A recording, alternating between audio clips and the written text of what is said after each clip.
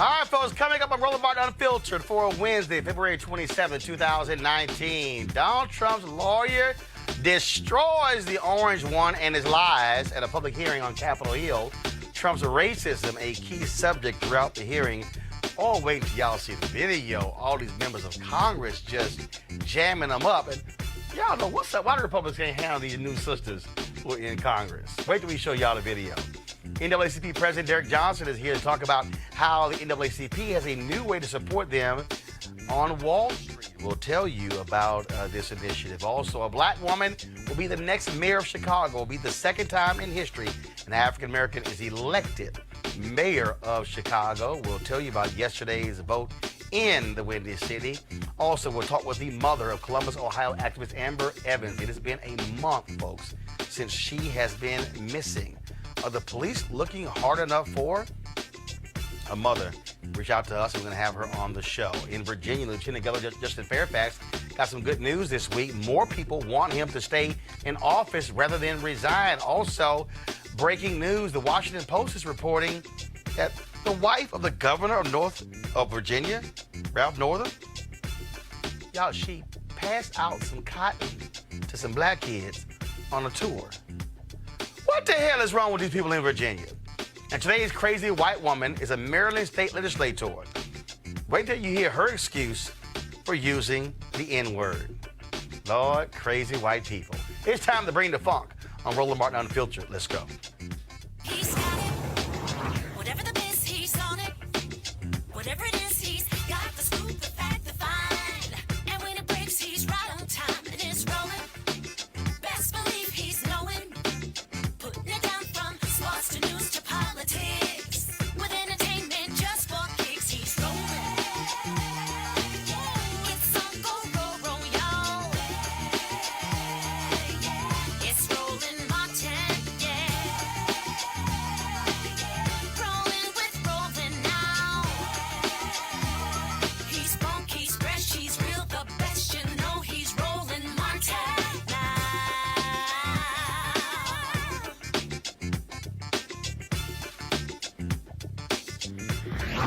Martin.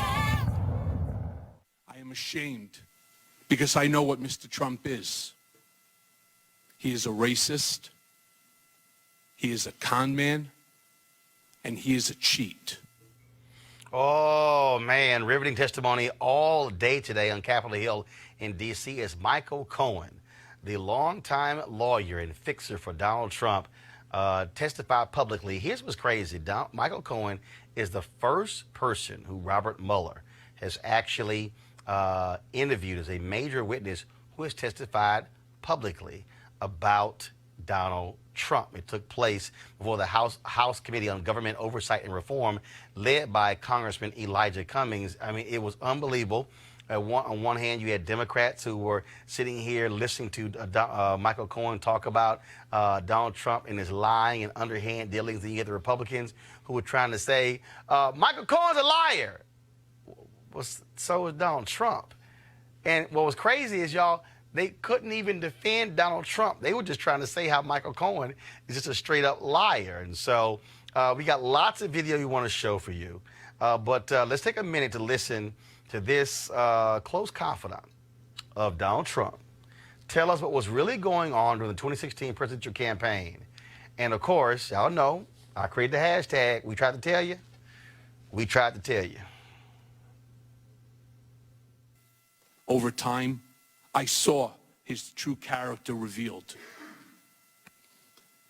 Mr. Trump is an enigma. He is complicated, as am I. He is both good and bad, as do we all. But the bad far outweighs the good. And since taking office, he has become the worst version of himself.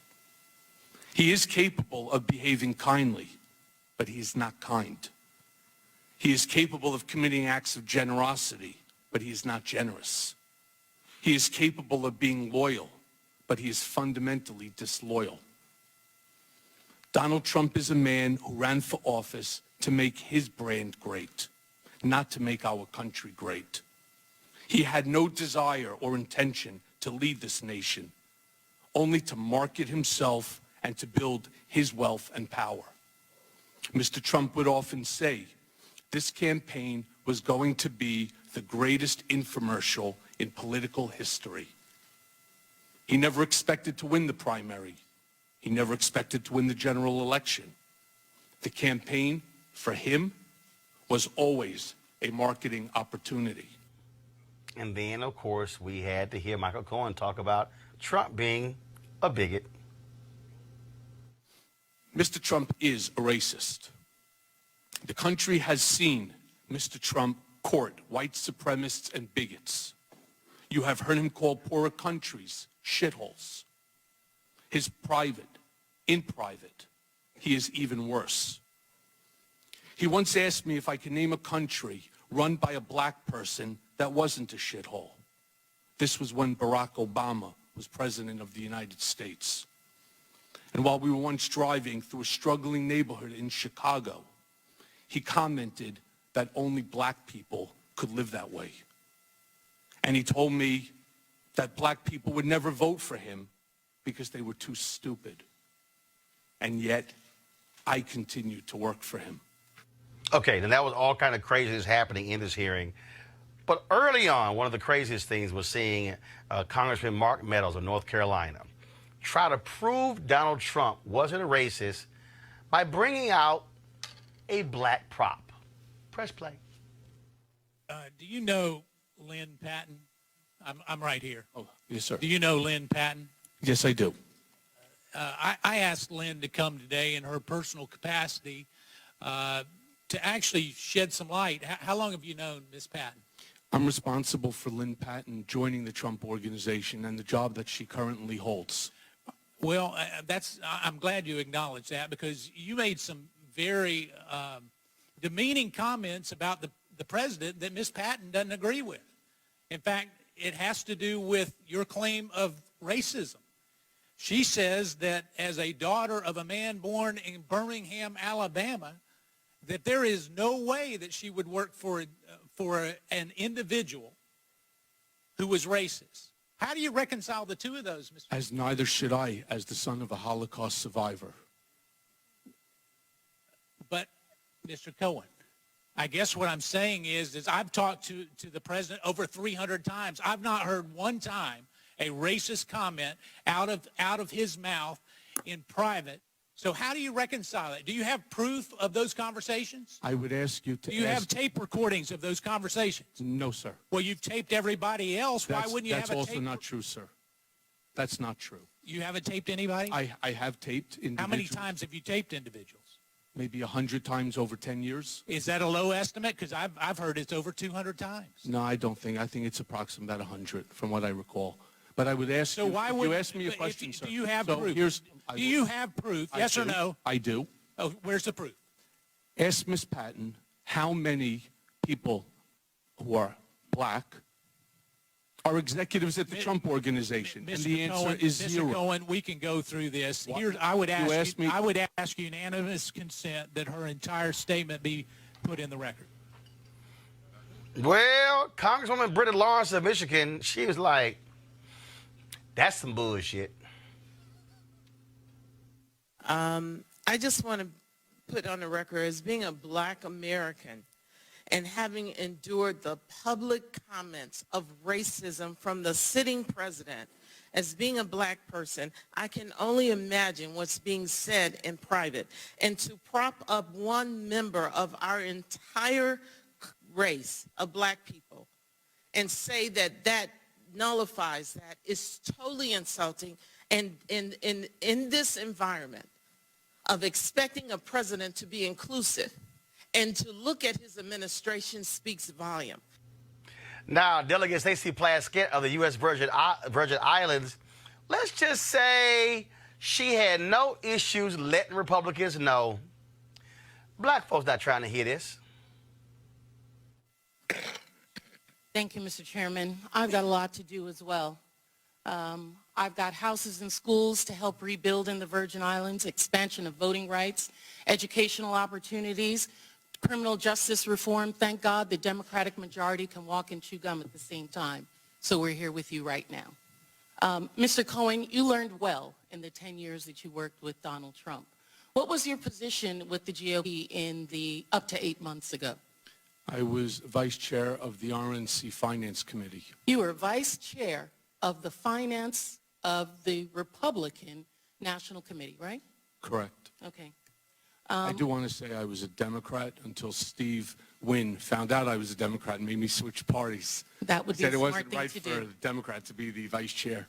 Good. Let's get to it. I don't only have a little bit of time. On behalf of the many members here who have expressed to your family our apologies to your family, but I want to apologize for the inappropriate comments and tweets that have been made by other members of this body. And as a former prosecutor and as former counsel on House ethics, I think that at the very least there should be a referral to the Ethics Committee of witness intimidation or tampering under USC 1512 of my colleague Matt Gaetz, and it may be possibly him being referred for a criminal prosecution. So I want to put that on the Matt, your ass in trouble. The Florida Bar is also investigating Matt Gaetz. He could have his law license in trouble.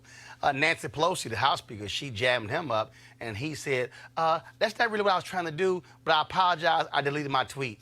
Little late, player. Little late.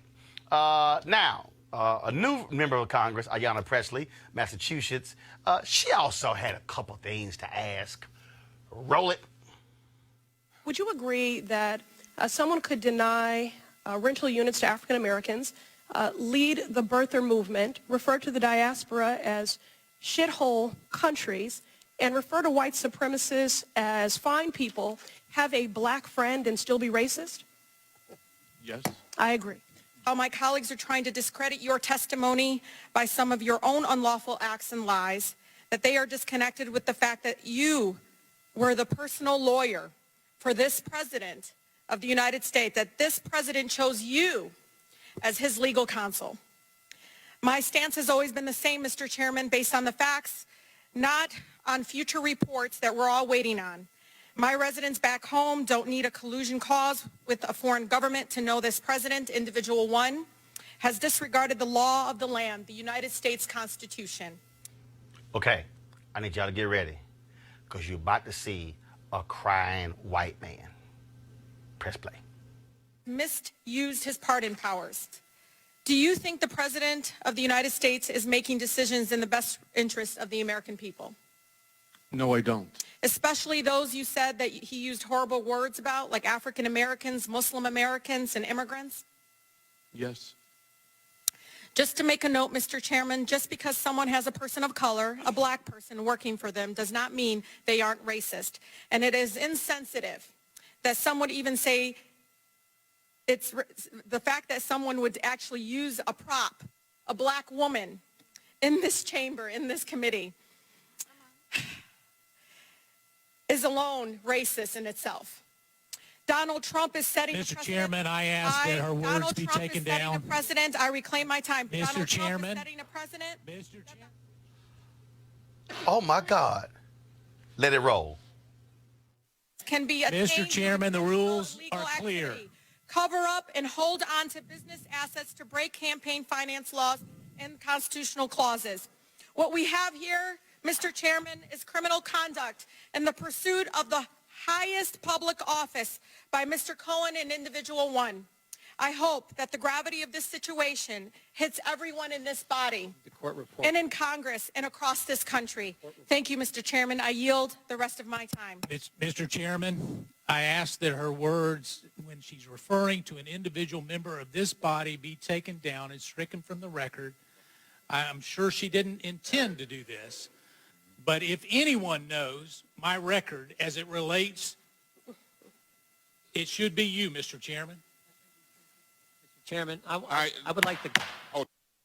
You, my black friend. Press play. Go on. I want the words read back. No. We want to know exactly what she Excuse said me. about a colleague. Excuse me. Would you like to rephrase that statement, Ms. Ali? Thank you, Mr. Chairman. I can actually read it from here. just to make a note, Mr. Chairman, that just because someone has a person of color, a black person working for them, does not mean they are racist. And it is insensitive that someone would even say racist, say it is racist in itself, and to use a black woman as a prop to prove it otherwise. And I can submit this for the record.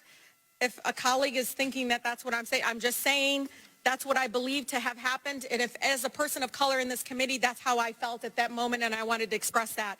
But I am not calling the gentleman, Mr. Meadows, a racist for doing so. I'm saying that in its... But I think his ass racist. I think he like racist. Press play.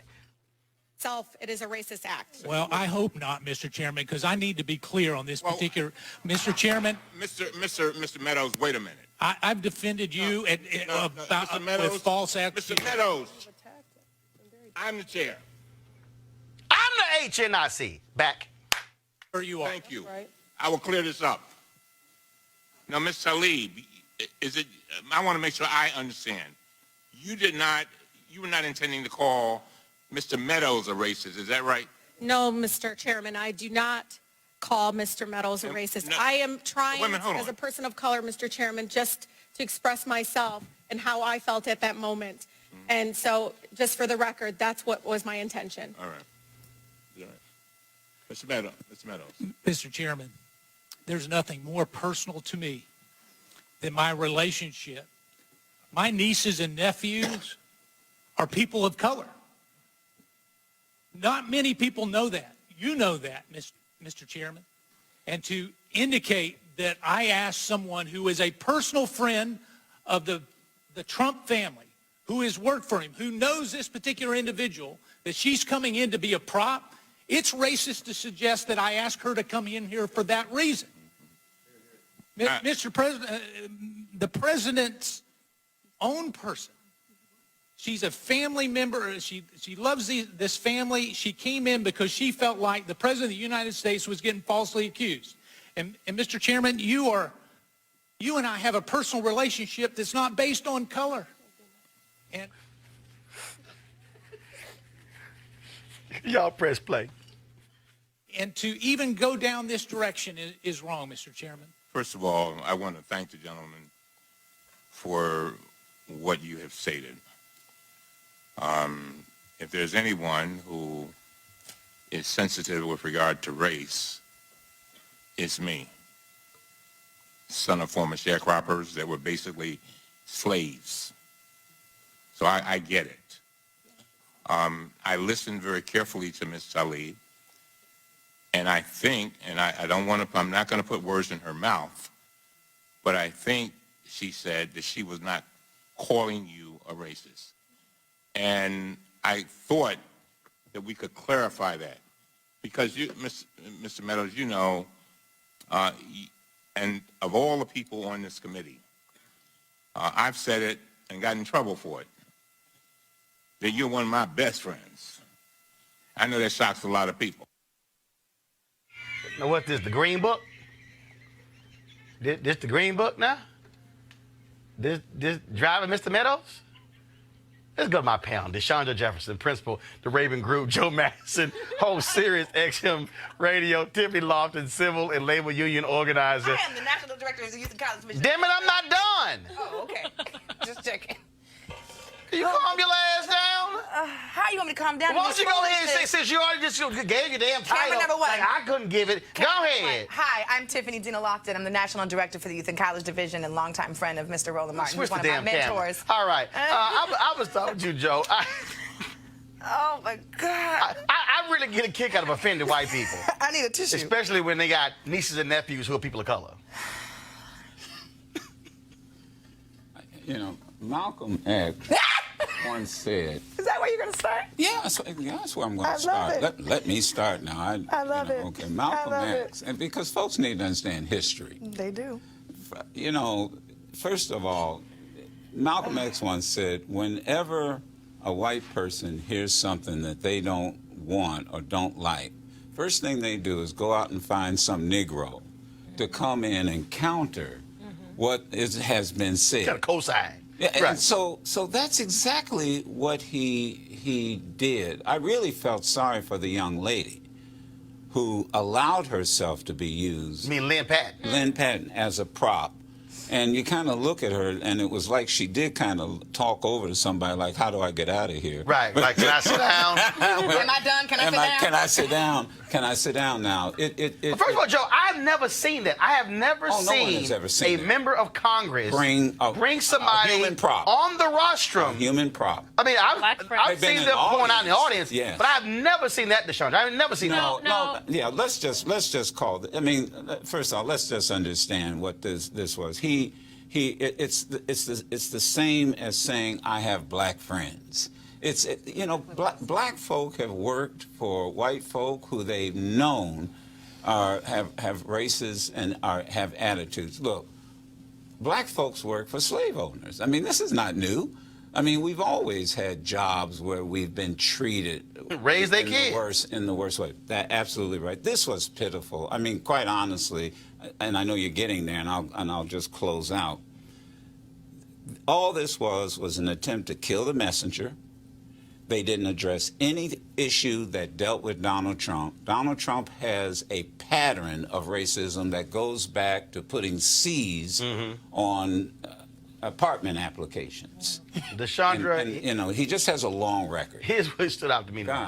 They're trying to take out a dude by saying you a liar, but he was the one defending a liar. Exactly. And not one time could they sit there and actually defend Donald Trump, because they know they can't defend a liar. Well, no, they can't defend him, and that was the entire point of his line of questioning, is to deflect from himself and to deflect from the liar president that we have up there. And honestly, I was offended.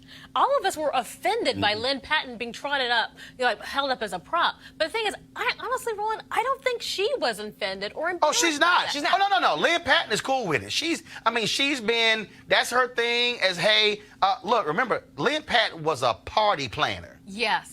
Who all of a sudden now is a high-ranking executive in HUD. And then it was a trip. So she's moved into New York public housing for like a week to highlight the inequities in the public housing. But then she sent notice that, well, I got to leave because I got official business in D.C. That was it? Yeah, no. That was your official business? To come there and look like a lawn jockey? Stand next to Mark Meadows? Tiffany, that was a joke. That was a joke. Let me say two things as a precursor. One, I will forever watch hearing meetings from now on with you. That's one. One. Two, I think that it is a shameful day in American politics and history and in democracy, really, when we have to sit here and watch white people and black people in Congress debate whether or not one of them is racist, and then point the finger at Cohen and say that he's a racist, and then point the finger at Donald Trump and say he's a racist. I heard a lot of the testimony today during a meeting I was in. They called Donald Trump a racist, a bigot, a con man, et cetera, et cetera, et cetera. But to my community and my people, we already knew this. Hashtag we tried to tell you. We tried to tell you before the campaign trail, during the campaign trail, and then after he was elected.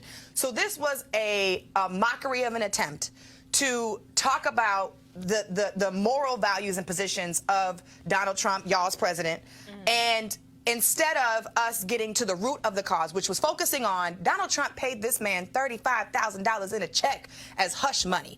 He talked crap about his son. Paid it while he was in the Oval Office. While he was president. He committed a crime. While he was president, he committed a crime. He also told Cohen, listen, send a threat to everybody. I don't want my grades from school being released. I don't want my SAT scores being released. I don't want nobody to know that But I'm he an called idiot. for Obama's records. I'm just saying. And birth certificate, and the list goes on. That's what bullies do. That's what bullies do. That's what bullies also what do. bigots do. That's also what con men do. That's also what racist people do. But the thing here is, and this is what was truly laughable to me, and when Representative Plaskett said, yeah, we can walk and chew gum at the same time. That was funny. That was hilarious. And the fact that they refuse to deal with the reality that you have an undeniable liar who is in the Oval Office, who has committed crimes, who said, oh no, I turned over my business to my sons.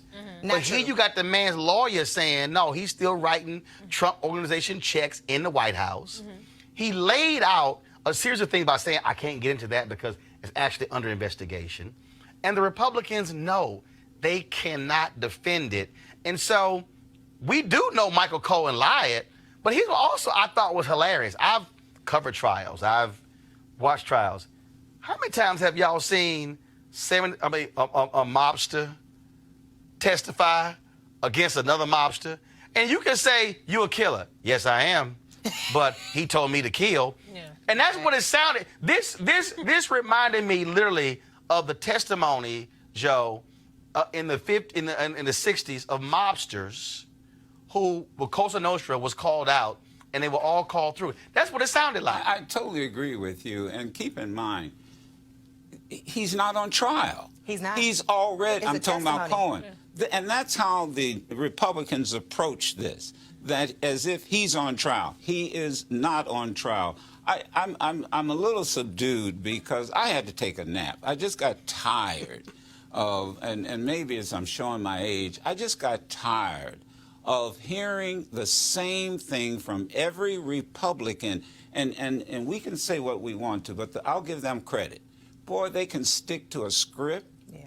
Like a Broadway play. Especially, Chandra, you ain't got nothing else. You got a book deal? You gonna do a book deal? I love this one. Will you say under oath that you will not sign a book deal? And he's like, he said no. I just told y'all yesterday I lost my law license.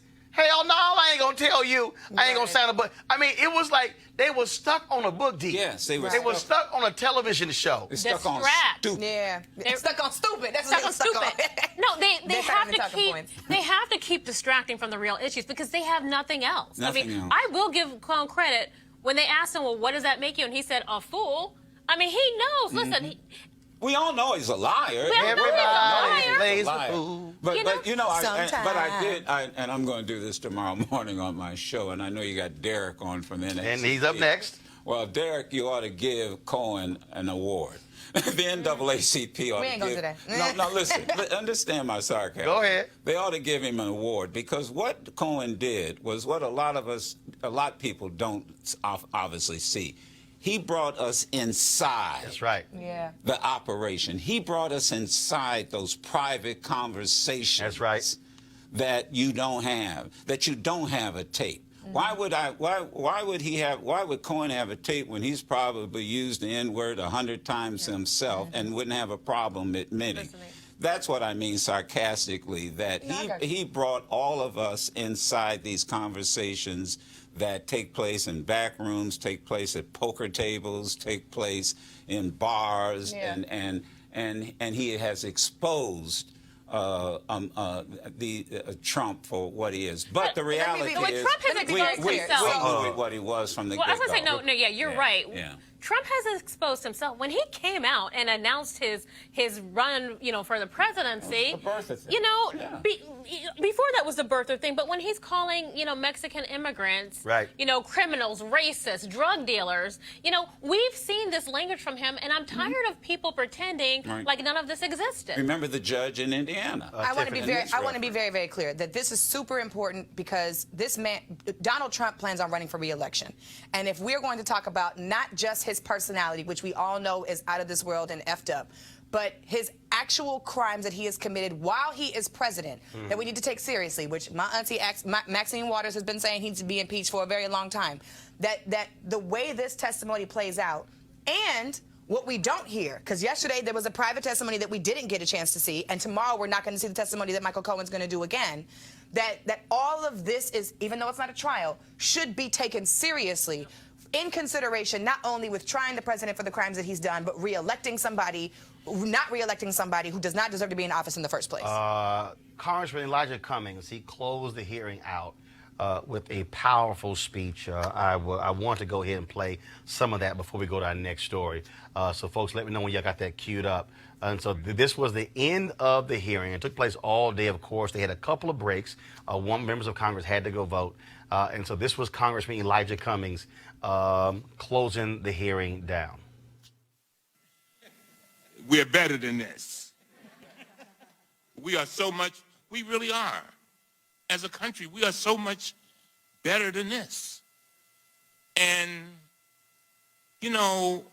I told you, and for some reason, Mr. Cohen, I tell my children, I say when bad things happen to you, do not ask the question, why did it happen to me?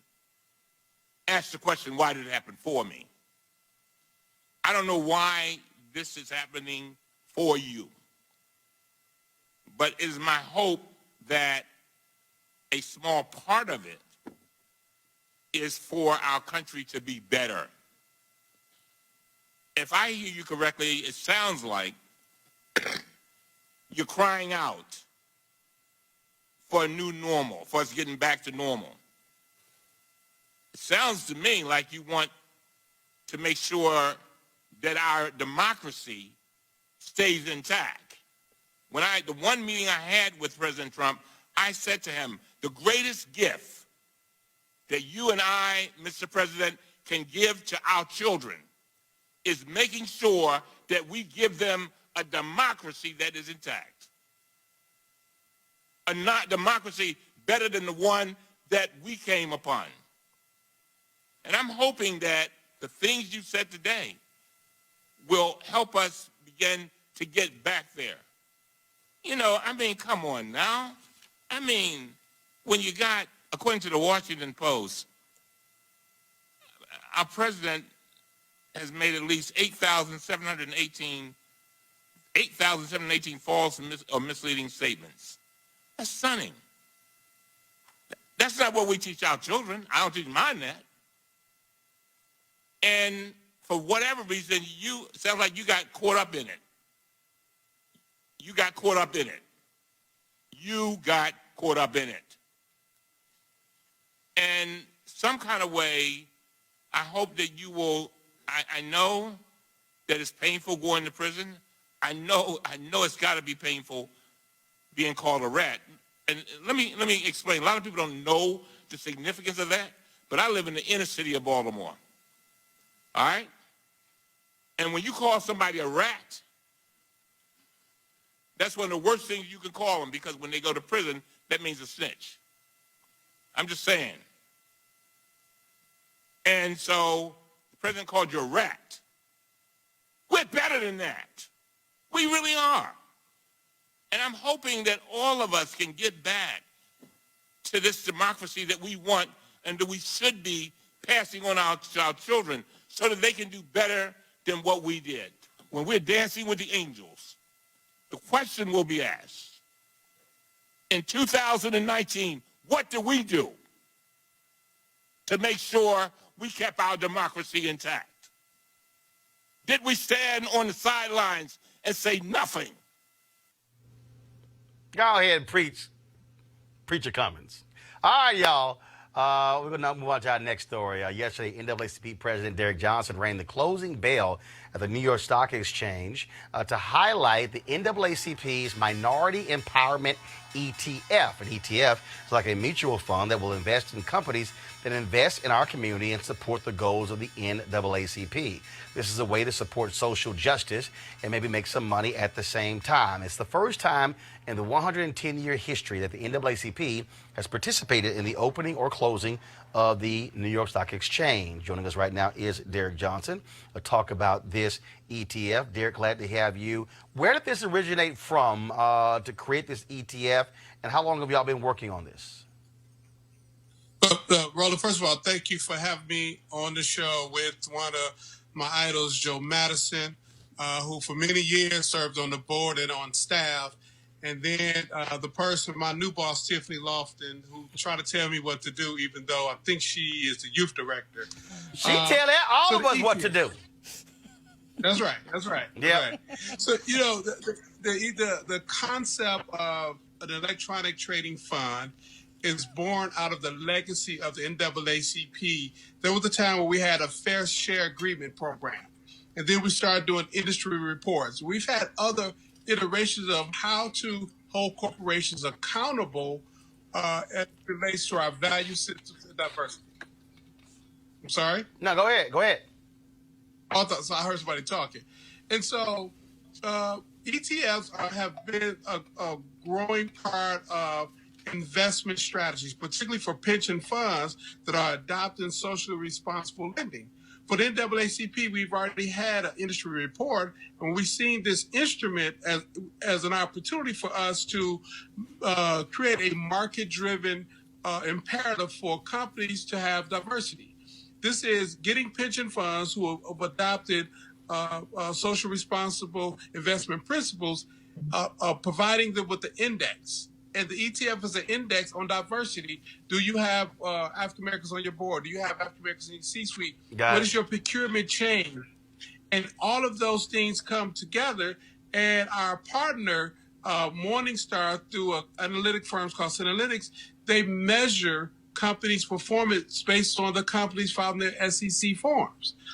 It is a strategy to hold corporations accountable for diversity, knowing that corporations have one responsibility legally, and that's to maximize profit for shareholders. And until we deal with impacting the profits, then we will always be in this perpetual treadmill of companies do bad, we jump in, they do good for a while until they go back and do bad again. So with this ETF, Derek, how can a person watching, how can someone on the panel, is it something they can invest in? So how does that work for the consumer? It's a mutual fund for the most part. Got it. It's a mutual fund where people can invest in. It drives a conversation around corporate diversity. The NAACP, we are given the value proposition of what the criteria should be in terms of diversity, and then our partner, Morningstar and Impact Strategies, they manage and then they rate the funds, and what the investment that come in there, NAACP generate revenue as we hold companies accountable. Okay. So we're not beholden to the companies, we are beholden to a value system of diversity. All right, then. Well, we certainly appreciate it. Where can folks go learn more about this NAACP ETF?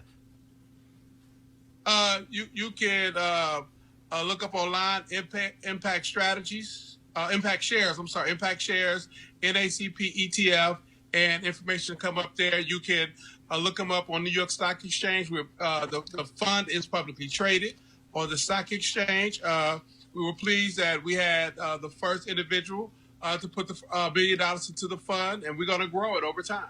All right. Derek Johnson, CEO NAACP, we certainly appreciate it. Thanks a lot. Thank you. All right, folks, let's talk about history being made in Chicago. On April 2nd, when the runoff is held for mayor of Chicago, a black woman will be elected mayor of that city. It will be the second time in history an African-American is elected mayor. In 1983, Congressman Harold Washington was elected mayor. He was reelected in 1987, but just couple of weeks after that re-election, he died of a heart attack while at his desk in a meeting. Eugene Sawyer was chosen to fill out the remainder of his term. But yesterday's runoff, where no candidate got 50+1% of the vote, it will come down to these two black women. And first off, you have Lori Lightfoot, of course, a longtime federal prosecutor. She got 17.5% of the vote. And Cook County Board President Toni Preckwinkle, she got 16% of the vote. Here's how the Chicago Tribune described the two. The results set up a showdown between two self-styled progressives. Preckwinkle, chair of the Cook County Democratic Party and a former longtime alderman who rose from Hyde Park's bastion of liberal politics, versus Lightfoot, a first-time candidate who has railed against Chicago's history of machine politics and vowed to usher in a new era of reform at City Hall. Now, Bill Daley, the son of one Chicago mayor and the brother of another, he finished in third place. Folks, there were some 14 candidates who ran for mayor. Willie Wilson, African-American businessman, got 10.5%. Amara Enya, an activist and community organizer who was supported by the likes of Chance the Rapper and Kanye West, she got 8%. LaShawn Ford, a former state legislator and current real estate investor, he got 1%. Neil Sales Griffin, an educator, got 0.3% of the vote in that particular race. Now, in the case of Lightfoot, she calls herself a triple threat, that she is a black woman, first of all, she's a woman, that she's black, and she's a lesbian. She has been a nasty race between her and Preckwinkle. I want to go to our panel here. These two do not like each other. At one point, some said that Preckwinkle tried to offer Lightfoot a high-ranking job in the county to get her to drop out. Lightfoot blasted that. This is going to be a lot of heat over the next 30-plus days in Chicago because, again, this is for the control of the city and the people who don't understand Chicago. The strong mayor. Yep. The mayor of Chicago controls the city budget, the housing budget, controls the schools, controls the transportation budget. That's a whole lot of power invested in one person. The airport.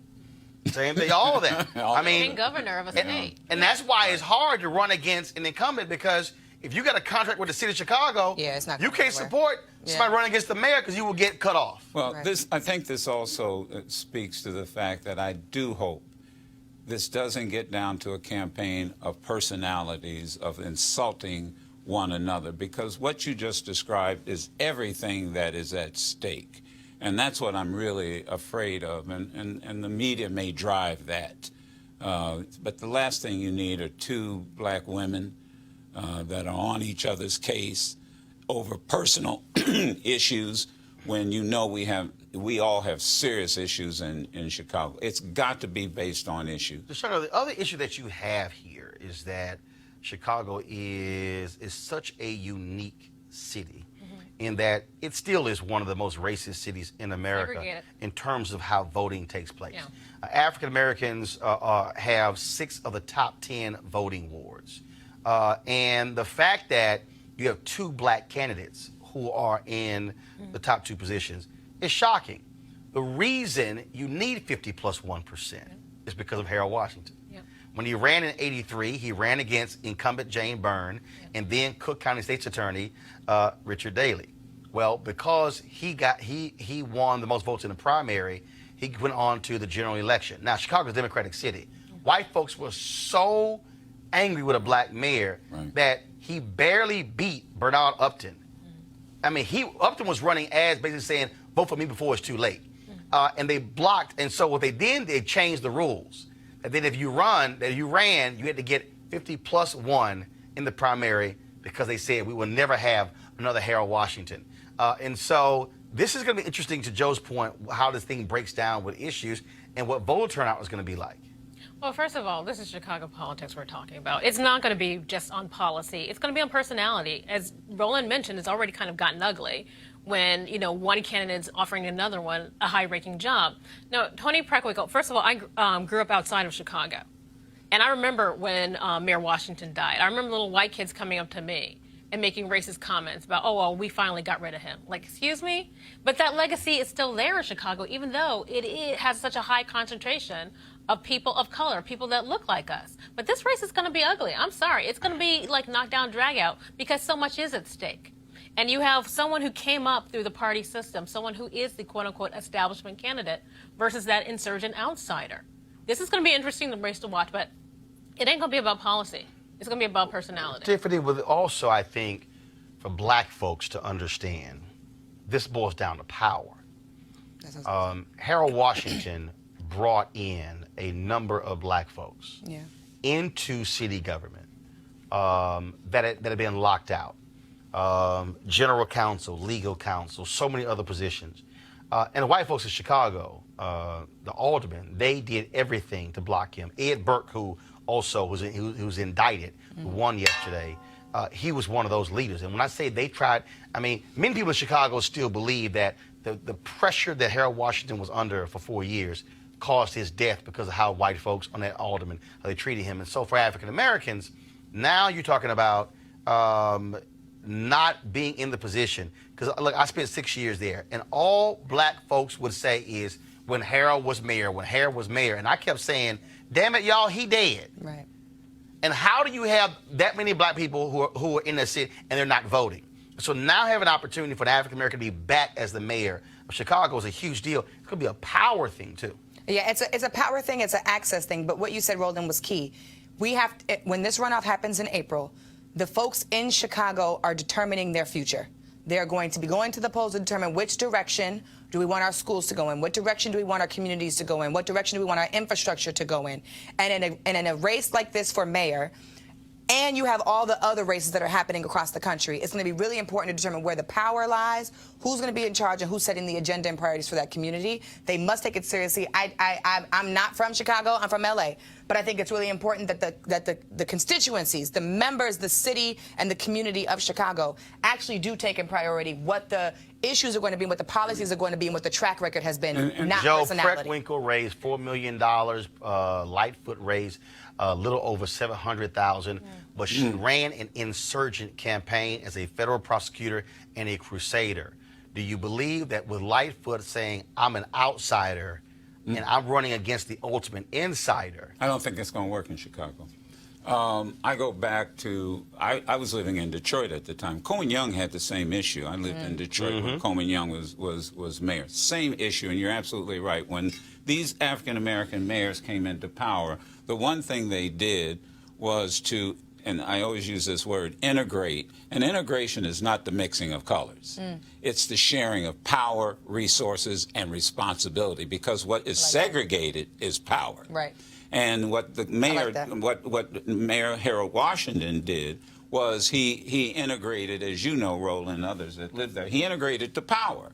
You've got black folk right now who owe Harold Washington the fact that they are living pretty good. Same thing happened in Detroit. Same thing happened here with Marion Barry in Washington, D.C.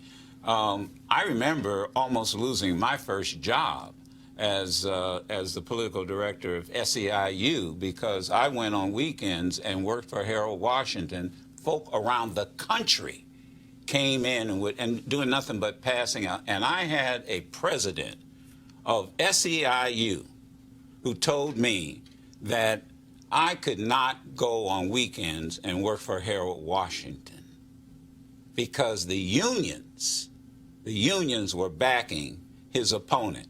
These were Europeans, second, third generation Europeans, and they were not going to turn the power over to an African American. And I told him, well, look, I'm a black man. He said, well, no, you're labor. I said, excuse me, on my birth certificate, it does not say labor. It says black man. And I almost lost my job as the political director. So here's what I'm ending with. It has to be about policy. It has to. And I'm going to tell you, watch the labor unions. Oh, here's the deal. Watch the labor unions. SEIU, Chicago Teachers Union, they backed Preckwinkle in the general. Excuse me, in the primary. The other issue is Lightfoot did not raise a lot of money. She's going to have to raise money real quickly, and so you'll see who's going to be endorsing, whether she can raise the money. But I still say, as somebody who is running as a crusader, you've dealt with Rahm Emanuel in Daley. You dealt with Laquan McDonald Tate. You dealt with police abuse as well. This is where being an outsider works, and being the fact that she's a federal prosecutor. But everybody out there, do not underestimate the Chicago machine. That's right. Even when it comes, if a black person is leading it, because they're the ones who, they under the Chicago machine, the Cook County Democratic Party. The last thing they want is a reformer as the mayor of the city, because that messes with this. So we'll be paying attention. The runoff is going to be April 2nd, and we're going to be trying to get both of them on Roland Martin Unfiltered to answer a few questions. Folks, let's now go to Columbus, Ohio, where community organizer Amber Evans has been missing for nearly a month. Her car was found, but very few details have emerged since then. Evans was an outspoken critic of the Columbus Police Department, and many believe that they're just not trying hard enough to find her. A couple of days ago, I got an email from Amber's mother, Tanya Fisher. We, of course, have been covering this case. I've had numerous people asking me to cover this case. I sent text messages to members of Congress as well, asking them to pay attention about this case as well. And so I'm glad that Tanya sent me that email. Tanya, welcome to Roland Martin Unfiltered. Hey, good morning. So first, the last time you talked to and saw your daughter? The last time I had spoke to my daughter was the Saturday before that Monday, and she had spent time that Friday with her siblings at my mother's home, and they had all got together. They had a great time, from what I understand. I was in Cleveland for a little bit that evening on Friday. So then Saturday, I didn't talk to her Friday night, but then Saturday I talked to her in the mid-afternoon, and we had a real good conversation. She seemed to be really good in spirits. I was asking her how the new job was going and everything. She was like, it's work. And then I was like, well, I understand. I said, so what's going on with it? And she was just like, it's just trying to pull things together, because it's a new position. I said, yeah.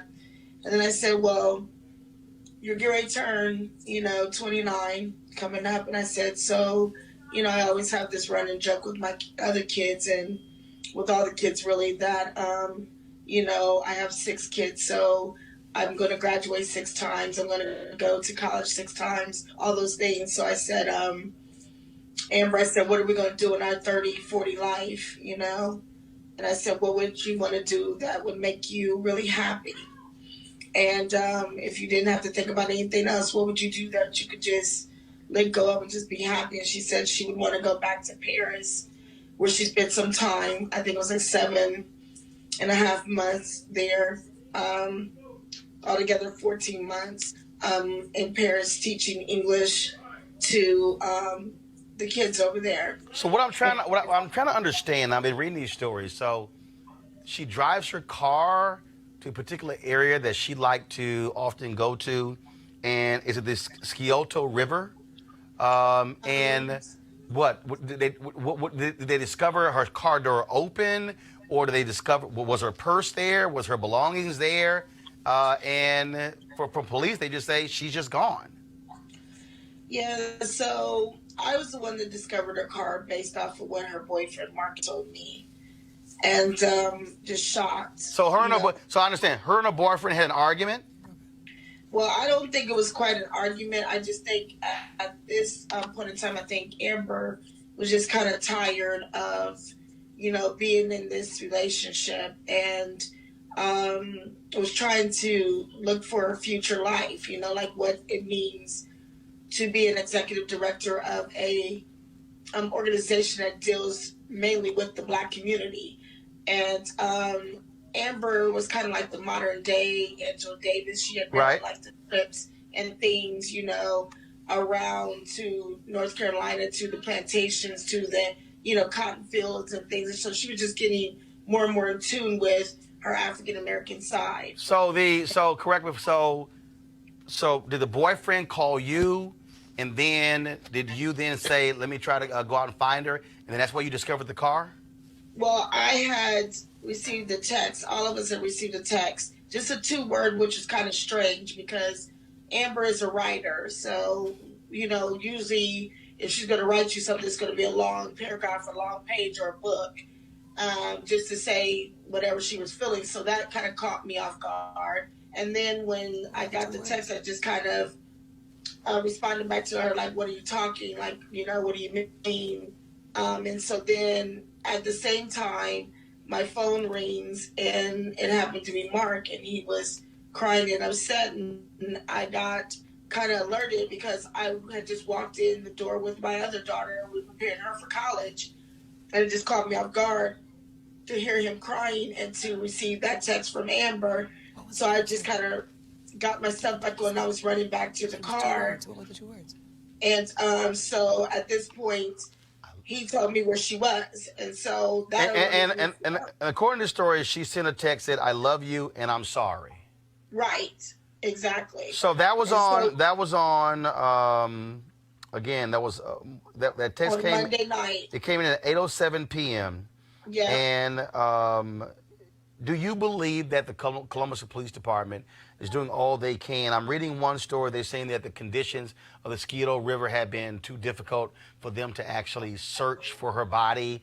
Well, we had ordered for a meeting with them because after almost going into 3 weeks of just total nightmare, just worry, just crying, just not knowing anything, not hearing anything. I had never talked to the lead detective before, and he didn't interview me or anything. And so at that point, I was just a little bit furious and frustrated. Mm-hmm. So I had, that's when I guess everybody had reached out on the behalf of me, hearing my stories, hearing my frustration. And I guess that's when Congresswoman Betty got involved.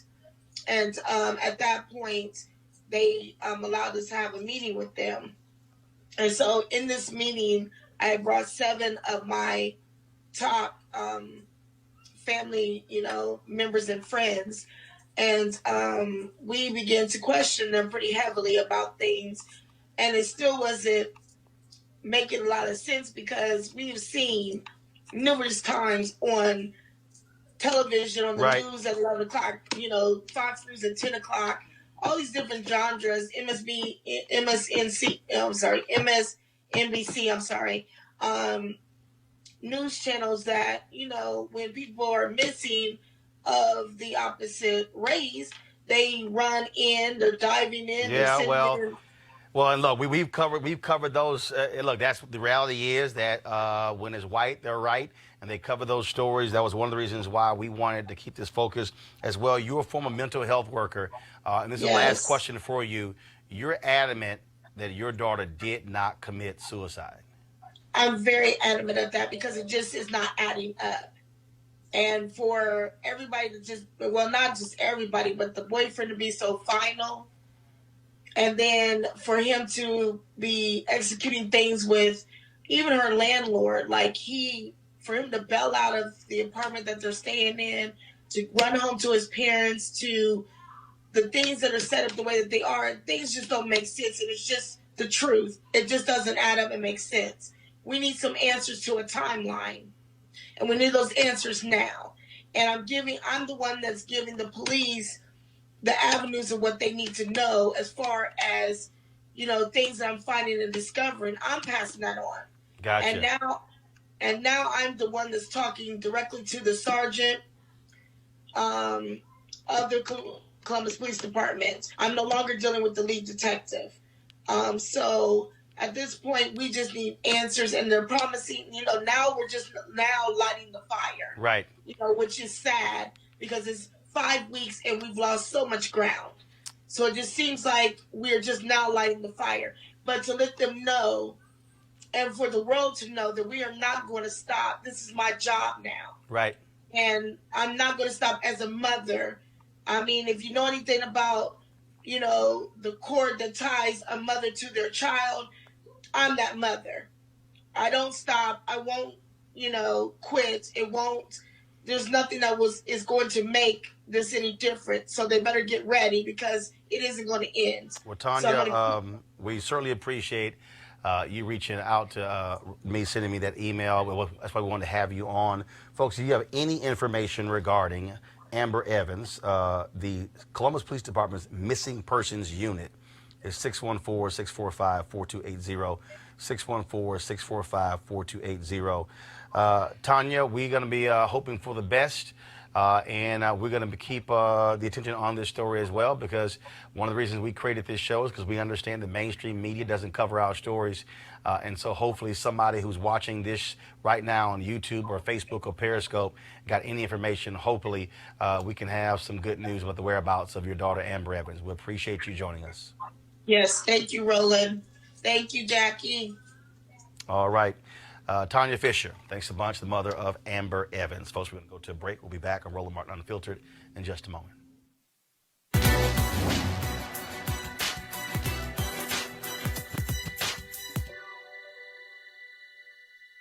If they take my life, it won't stop the revolution. Poet Nika Giovanni.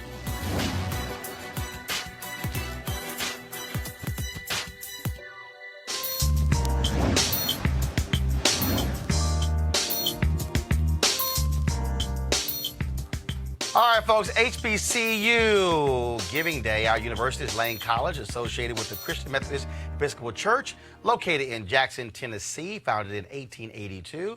Notable graduates include Donald L. Hollowell, Dave Clark, and Jacoby Jones. And also, I did their commencement there, so I appreciate getting a honorary degree from Lane College. If you want to support them, go to lanecollege.edu, lanecollege.edu. All right, folks, calling all HBCU alumni, students, and leaders. Enter the Ford Motor Company HBCU Mobility Challenge and win $25,000 for your school. Building on their long-term support of HBCUs, Ford is looking to improve mobility in HBCU communities through innovative solutions. The winning program will receive a grant of up to $25,000 to implement their proposal. The deadline to apply is March 31st, 2019. Go to FGB.Life for more information and to apply. Remember, Ford goes further in our communities. All right, folks, Republicans love talking about voter fraud, but why are they so quiet about what they did in North Carolina's 9th Congressional District? Well, check this out. McCray Dowless, the man accused of running an absentee ballot scheme on behalf of the Republican candidate Mark Harris, has been arrested and charged with a series of felonies primarily related to his handling of absentee ballots in the 2016 general election and 2018 primary. The charges were brought by Wake County District Attorney Lauren Freeman. Oh, so interesting, Deshandra, that all of a sudden they go, what? Election fraud? That's the real fraud. You know, Republicans have been running around and trying to pretend that in-person absentee voting is a problem when we know it's rare. You know, someone's more likely to go to the check cashing place and pretend to be Deshandra Jefferson than to go to my polling place in Prince William County, Virginia, and cast a ballot in, you know, my name. Voter participation in this country is already so low. But Republicans, you know, if you can't win, cheat. And that's what they've been trying to do. Joe, what's stunning here is you have Mark Harris, who lied on the stand, got busted by his own son. Now he's sick and he can't run. No, his ass needs to be indicted. Well, imagine if the decision had gone the other way. He would have been standing in Washington, D.C. next to Pelosi right now, not saying, well, I can't do this, Nancy. I'm sick. And so this is so, I mean, you know, I know you're unfiltered, and so am I on my show. But go ahead. I don't have a cussing jar. Ain't no cussing jar here, Joe. What he's laughing on, I have a swear jar, so every time I say a curse word, I put $1 in, but I do donate that money. Gotcha. But you can cuss here, it ain't going to cost you. But it is ridiculous, man. I mean, and you're right. You said it all. You've said it best. And Republicans, that's how they win. They have to cheat. In these, especially in these districts where, you know, it's borderline. Voter ID go ahead. I was going to say real quickly, voter ID is a new literacy tax. Okay, that's a new poll tax. I was going to say, not only do they have to cheat, they have to lie about the cheating. So they're trying to convince and tell folks, hey, there's some make-up stories of people cheating so that they can create new policies and laws to continue to disenfranchise people of color from actually accessing the polls and getting to the polls in the first place. This last election, there were hella problems with absentee voting, and now they're continuing to push those policies back. All right, folks. Let's talk about Virginia. Lieutenant Governor Justin Fairfax got some good news. Some polling's out this week. For the first time in 3 weeks since allegations of sexual misconduct surfaced, more Virginians want him to remain in office than resign. According to a Roland College poll yesterday, 40% say Fairfax should remain, 31% say he should resign, 29% had no opinion. You still have Republicans there, Tiffany, who want there to be hearings to impeach him. He keeps saying, hey, I want a law enforcement investigation. I'm still baffled that the Suffolk County District Attorney in Boston has said, if Professor Vanessa Tyson files a complaint, I will investigate.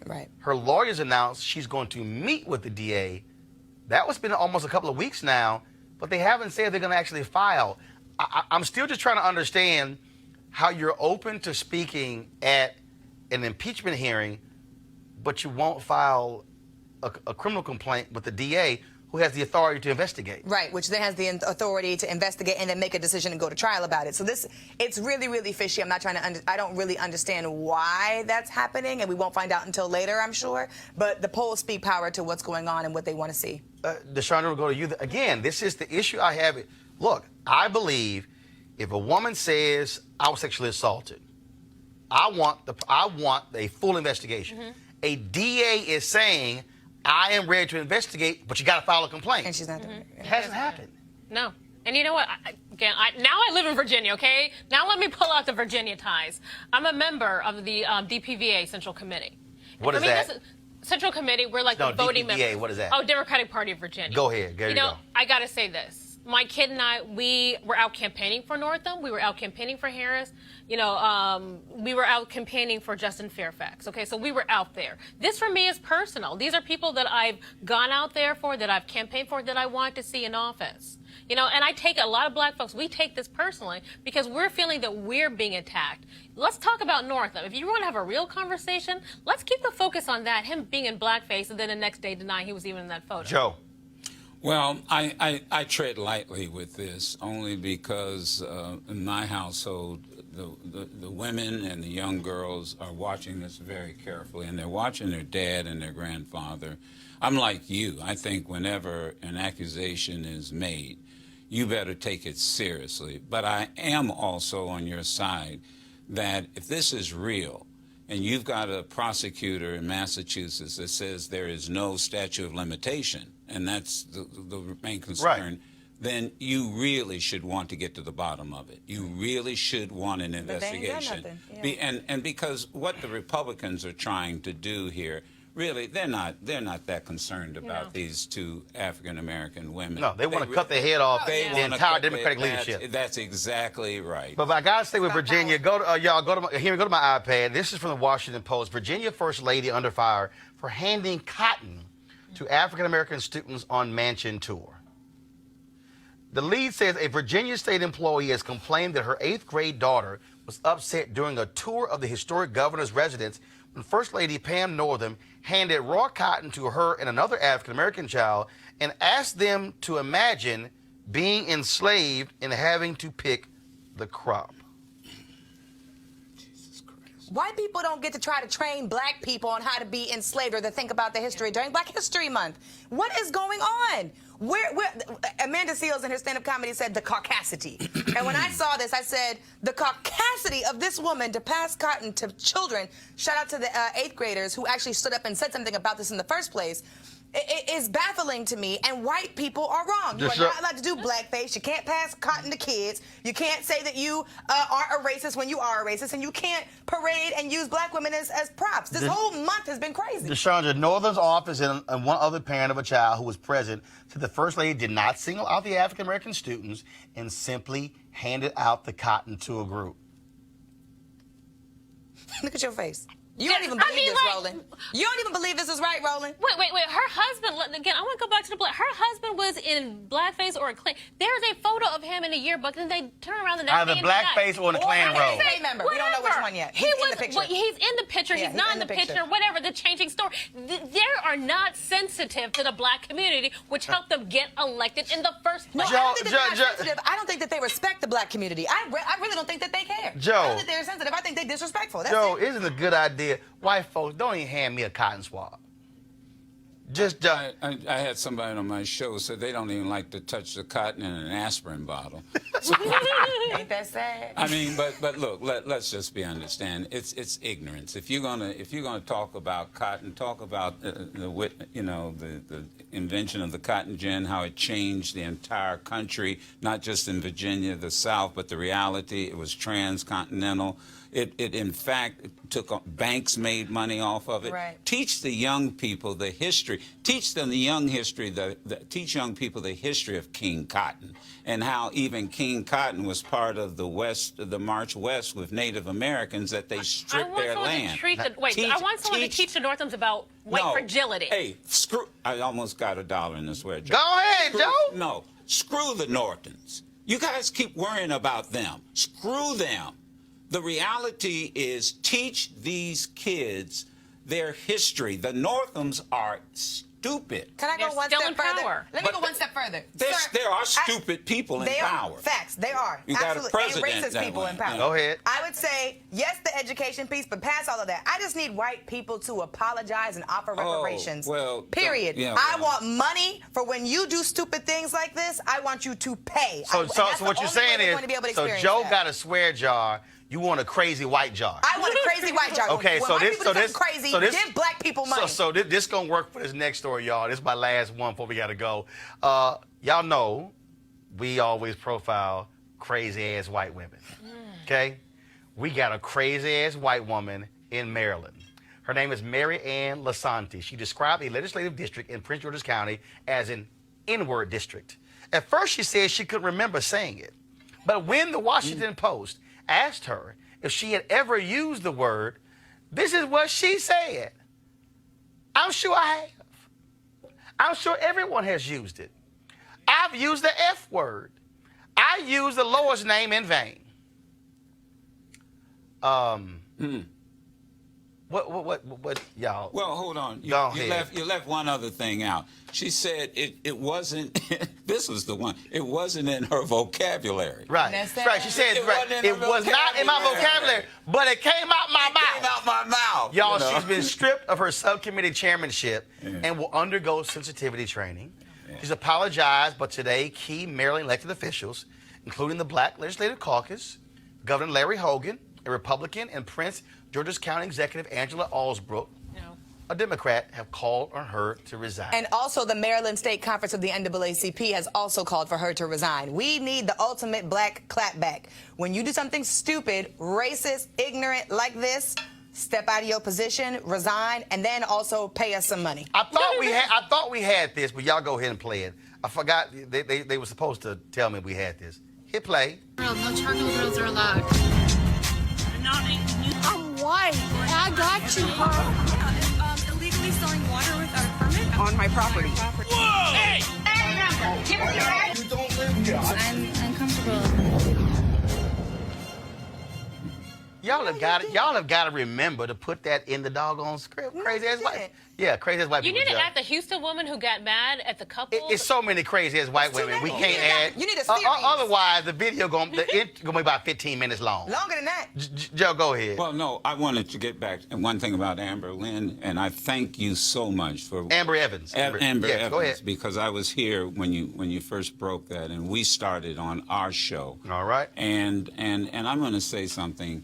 You know, for CNN and MSNBC and all the networks ought to be ashamed of themselves. And the black folk who work for them ought to be ashamed of themselves, because I remember when this young white college student in Iowa was missing. Her image was all over the country. And we have to demand this, but also we have the responsibility. We can't wait on these networks to do that.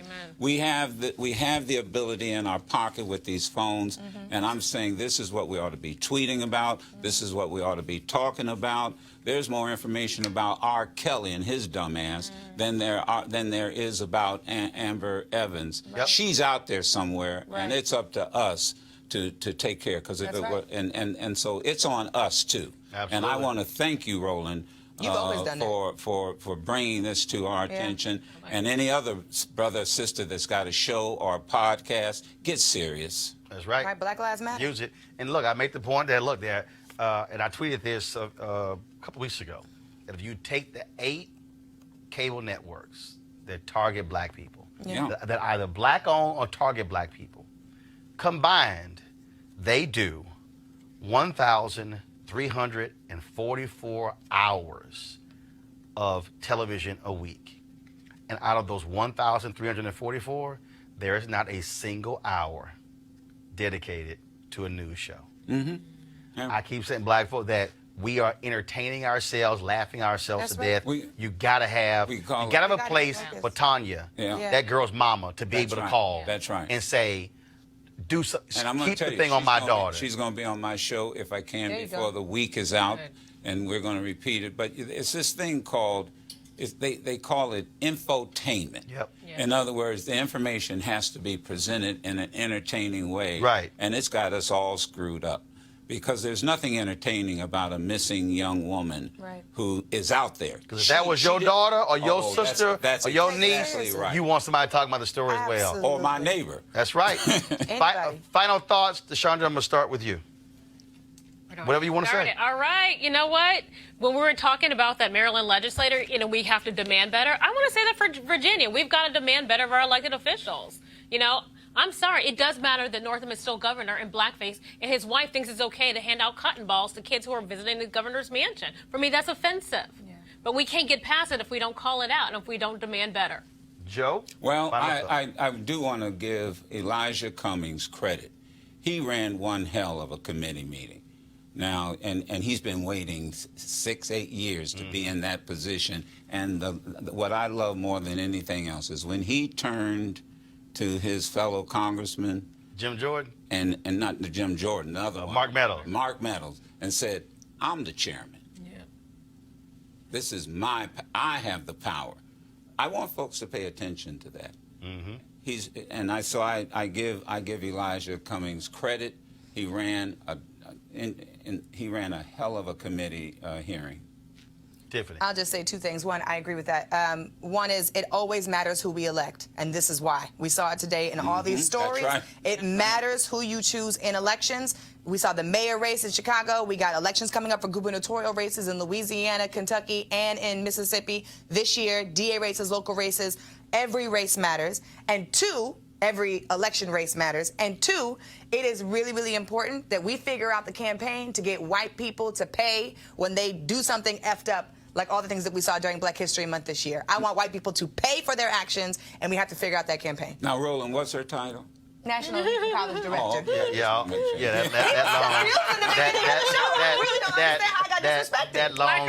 That long two-sided business card. Put some respect on my name. Because it take about 20 minutes to go through all your titles.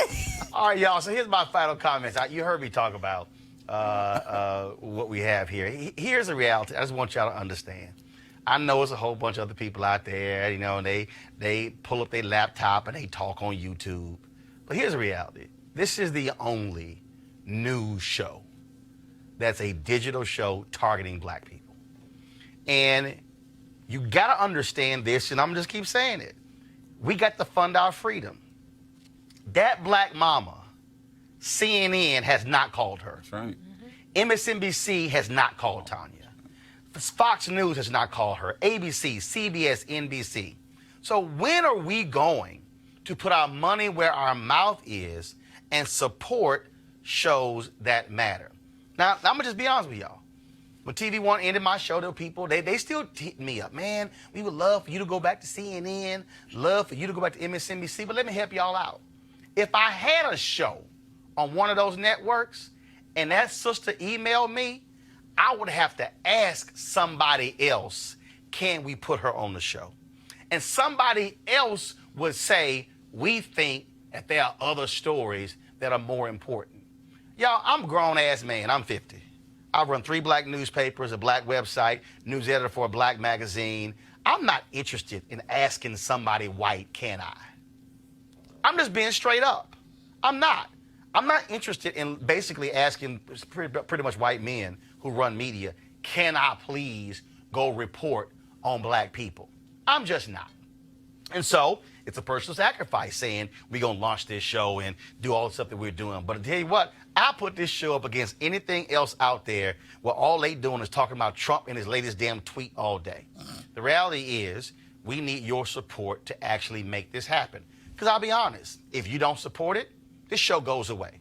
I appreciate Ford Cares being one of our partners. I appreciate D. Herbs. I appreciate Bishop T.D. Jakes and his Pastors and Leadership Conference. But the reality is your dollars also make this thing go. And so I want you to go to RolandMartinUnfiltered.com. You can do a monthly give, a yearly give. You know, our goal is to get 20,000 of our fans to give an average of $50 each. Joe has already given his $100 to make this thing happen. This is about us controlling our own destiny. So I want you to go to RolandMartinUnfiltered.com. Right now, I'm looking. It's 1,148 of you watching on YouTube as we speak. If I go over here to Periscope, and see, I'm gonna go ahead and call y'all out. If all the folks on YouTube watching gave, you literally will double the number of people who've actually given thus far. If I go to Periscope right now, there are more than about 100 folks who are watching on Periscope. We had about 600 earlier on Facebook. The point I'm making is this here. I'm tired of asking somebody else to tell our story. We must control our narrative. And so go to RolandMartinUnfiltered.com. Tomorrow on the show, folks, we're going to talk about the amount of money, $23 billion more that has gone to white schools versus black schools. It's not like we didn't know that. We'll talk about the impact and what that has on our children. So we'll see you guys tomorrow right here on Roland Martin Unfiltered. Holla!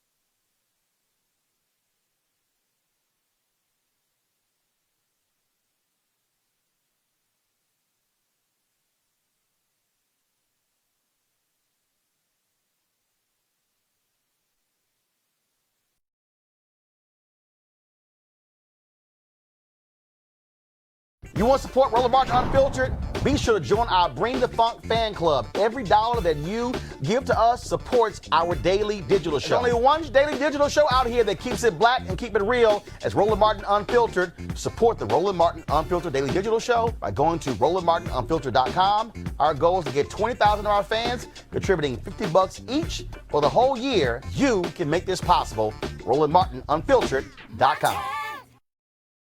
You want to check out Roland Martin Unfiltered? YouTube.com/Roland S. Martin. And subscribe to our YouTube channel. There's only one daily digital show out here that keeps it black and keep it real. It's Roland Martin Unfiltered. See that name right there? Roland Martin Unfiltered. Like, share, and subscribe to our YouTube channel. That's YouTube.com/Roland S. Martin. And don't forget to turn on your notifications so when we go live, you'll know it. Hey fam, want to check out Roland Martin Unfiltered? The blackest show on all of digital, cable, and broadcast. Check out our audio podcast. There's only one daily digital show out here that keeps it black and keep it real. It's Roland Martin Unfiltered. Press play.